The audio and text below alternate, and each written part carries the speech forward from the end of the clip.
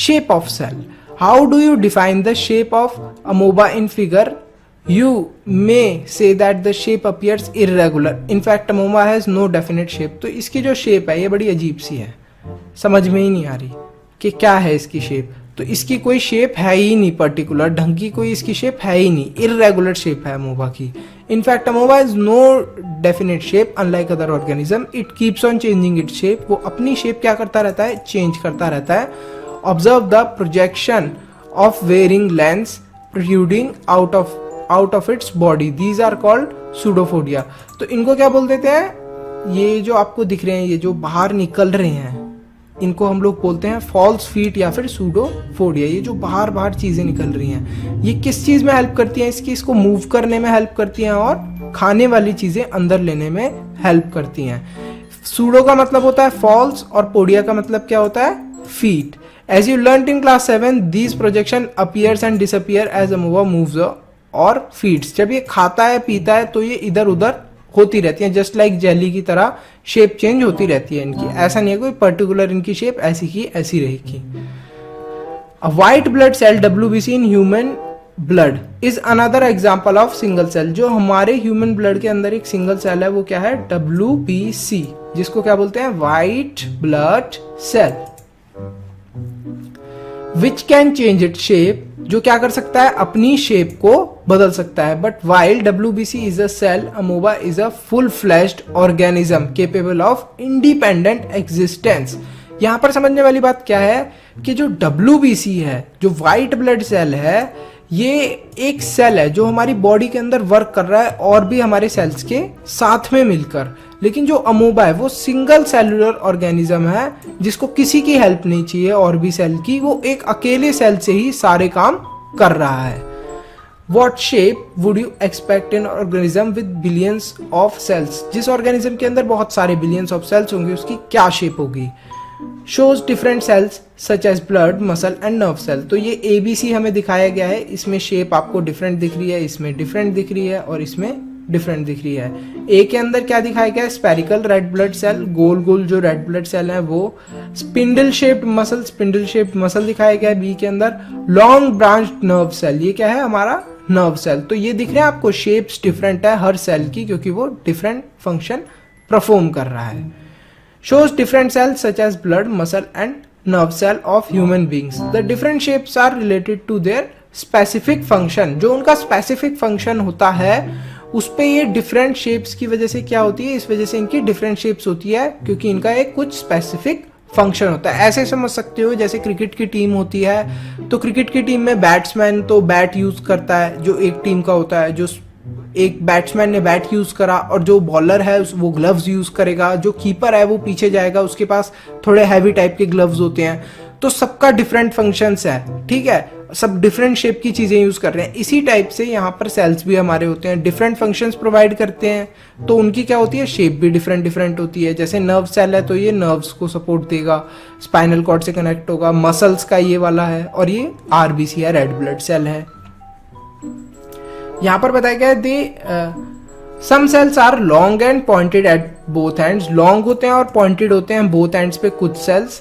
दे exhibit spindle shape, spindle shape को exhibit करते हैं जो इस टाइप की शेप होती है, ऊपर से ये वाली ऊपर से लेके नीचे तक एक इस टाइप की शेप को ये क्या करते हैं, एग्जिबिट करते हैं, ठीक है. और यहाँ पर बताया गया cells sometimes are quite long, कभी कभी सेल्स बहुत ज्यादा लंबे भी होते हैं. Some are branched like the nerve cell और अ न्यूरॉन. और कुछ क्या होते हैं ऐसे, ये दिख रहे हैं आपको कोने पे ब्रांचेस टाइप जो दिख रही हैं, जैसे पेड़ की जड़ें होती हैं इस टाइप से निकली हुई होती हैं उनकी ब्रांचेस, कुछ ऐसे भी होते हैं. The nerve cell receives and transfer message thereby helping to control and coordinate the working of different parts of the body. ये जो नर्व सेल होते हैं यहाँ पर आपको ये दिख रही हैं नर्व्स, ये क्या करती हैं, एक जगह से दूसरी जगह सिग्नल पास करती हैं और सिग्नल पास कर कर हमारी बॉडी को फंक्शन करने को बताती हैं और हमारे ब्रेन के पास इंफॉर्मेशन पहुंचाती हैं. जैसे अगर आपको हैंडशेक करना है ना तो उसके अंदर भी आपके नर्व सेल पूरा सिग्नल आपके ब्रेन से आ रहा होगा कि अच्छा हैंडशेक करना है, तब आपकी हैंड की मूवमेंट होना स्टार्ट होती है. तो ये देख रहे हो कितना कितना प्रॉपर कनेक्शन है, कितना डिटेल्ड में कनेक्शन है. Can you guess which part of the cell give it shape. Components of the cells are enclosed in a membrane. This membrane provides shape to the cell of plant and animals. Cell wall is an additional covering over the cell membrane in plant cell. It gives and rigidity to the cells. Bacteria cells also have a cell wall. जो cell wall होती है, जो इनकी sales के, देखो sales के अंदर भी बहुत सारी चीजें होती हैं, तो ये जो सेल वॉल होती है, जो बाहर वाली ये दिख रही है आपको लेयर टाइप, ये जो बाहर इसकी कोटिंग होती है एक, इसको हम लोग बोलते हैं सेल वॉल। ये प्रोटेक्ट करती है कि जो अंदर का इसका जो भी सामान है, सेल के अंदर के जो भी पार्ट्स हैं वो बाहर ना आए। और इसी सेल वॉल की वजह से हमारे सेल्स को क्या मिलती है, शेप मिलती है। जैसे इसको गोल शेप इस वजह से मिल रही है अपनी सेल वॉल की वजह से। अब पढ़ने वाले हम लोग साइज ऑफ सेल को। फ्रेंड्स, साइज ऑफ सेल्स के बारे में, the size of cells in living organism may be as small as millionth of a meter, micrometer or micron, or may be as large as few centimeters. However, most of the cells are microscopic in size and are not visible to the unaided eyes. मतलब क्या, जो भी हमारे sales हैं वो बहुत छोटे होते हैं साइज के अंदर। अगर आप लोग विदाउट उसको माइक्रोस्कोप के देखेंगे तो पॉसिबल नहीं है। हालांकि कुछ ऐसे भी सेल्स होते हैं जिनका साइज बड़ा होता है। They need to be enlarged or magnified by a microscope. The smallest cell is 0.1 to 0.5 micrometer in bacteria.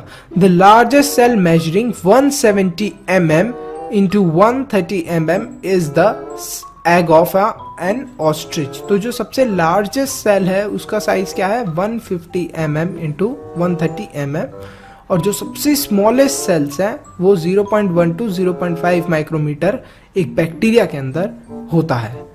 अब यहाँ पर हमें बताया गया है एक एक्टिविटी, देख लेते हैं इस एक्टिविटी को। Boil a hen's egg. Remove the shell. What do you observe? A white material surrounding the yellow part. What material is albumin, which solidifies on boiling? The yellow part is yolk. This is part of the single cell. You can observe this single cell without any magnifying glass. तो जो हमारे cell होता है, हमारी एक हैन का egg हो गया, वो एक सिंगल सेल की तरह आप उसको स्टडी कर सकते हो। अगर कोई एग्स खाता है तो उसको बॉईल कर सकता है, उसके ऊपर का शेल को क्रैक कर कर देख सकता है व्हाइट वाला पार्ट और येलो वाला पार्ट। अच्छे से समझ में आ जाएगा, थोड़ा सा उसको सेल का आइडिया लग जाएगा।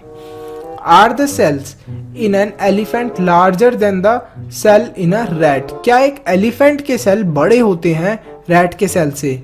The size of the cell has no relation with the size of the body of the animal. तो जो size of the body of the animal होता है, कोई भी जो भी size होता है एक animal की body का, उस पे depend नहीं करता। It is not necessary that the cells in the elephant be much bigger than those in rats. The size of the cell is related to its function. For example, nerve cell both in the elephant and rat are long and branched. They perform the same function that of transferring message. तो यहाँ पर ये बताया गया है कि size पे matter नहीं करता कि सेल कितना बड़ा होगा, एनिमल के मतलब स्ट्रक्चर, एनिमल के साइज पर मैटर नहीं करता कि उसका सेल कितना बड़ा होगा। जैसे एलिफेंट है तो जरूरी नहीं है कि उसका सेल बहुत ज्यादा बड़ा होगा, रैट है तो जरूरी नहीं है कि उसका सेल बहुत ज्यादा बड़ा होगा। हाँ, शेप्स कुछ डिफरेंट होती हैं, जैसा मैंने स्टार्टिंग में भी बताया था कि डिफरेंट एनिमल्स हैं, डिफरेंट ऑर्गन्स हैं, तो उनकी शेप जरूर डिफरेंट होती हैं, लेकिन साइज सेम होता है।